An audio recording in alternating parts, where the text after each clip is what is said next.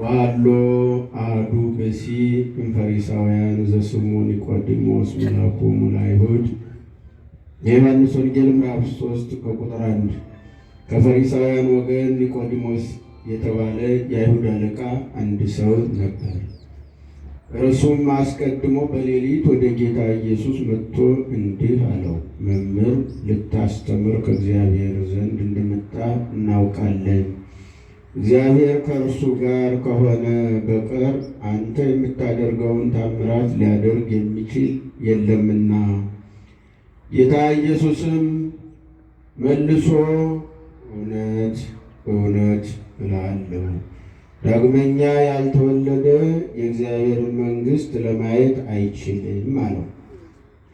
ኒቆዲሞስም ሰው ከሸመገለ በኋላ ዳግመኛ መወለድ እንደምን ይችላል? ዳግመኛ ይወለድ ዘንድ ወደ እናቱ ማኅፀን ተመልሶ መግባት ይቻለዋልን? አለው።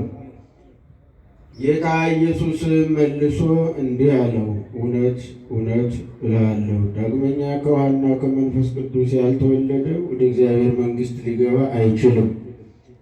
ከሥጋ የተወለደ ሥጋ ነውና ከመንፈስ የተወለደ መንፈስ ነውና።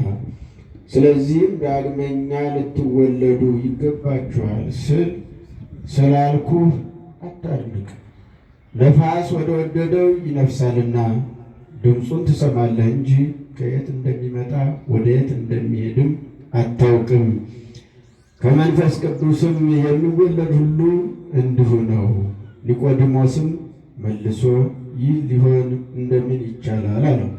ጌታ ኢየሱስም መልሶ አንተ የእስራኤል መምህራቸው ነህ፣ ግን ይህንን ነገር አታውቅም አለው። የምናውቀውን እንድንናገር ባየነውም እንድንመሰክር እውነት እውነት እላለሁ፣ ግን ምስክርነታችንን አትቀበሉንም። በምድር ያለውን ስነግራችሁ ካላመናችሁኝ በሰማይ ያለውን ብነግራችሁ እንደምን ታምኑኛላችሁ? በወልድ ያመነ የዘላለም ሕይወት አለው፣ ያላመነ ግን ይፈረድበታል።